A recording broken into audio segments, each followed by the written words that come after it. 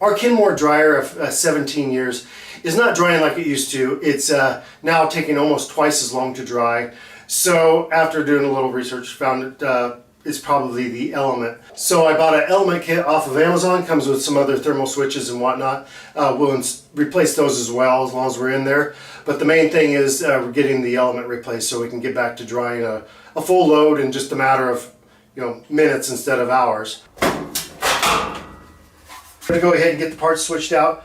So what I'm going to do is I'm going to just go ahead and go through and replace the parts that match up to the parts that are on the unit. Okay, so what we have here is a thermostat. So what I'm going to do on that, there's a tab here. We're going to go ahead and just bend that out of the way. And it comes with 2 screws, and it's going to mount, and the screws are going to go through those 2 holes and mount the new thermostat to the unit. So I've got my thermostat mounted. I've got it mounted here and here with the 2 screws that provided. I bent this tab up. It's going to bend that back down a little bit since this is actually done. Okay, so now I'm just going to slide the new Element housing into place. That'll line up these 2 screws right here. So you're going to slide it into the air intake. We're going to take our screws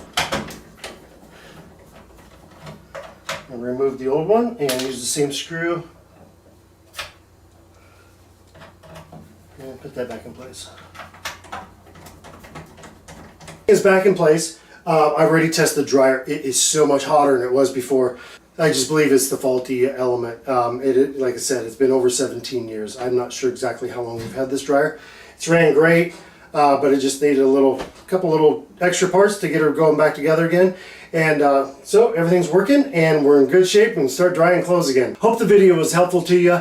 If you've got a dryer that's just not working properly, electric obviously, the kits are available on Amazon.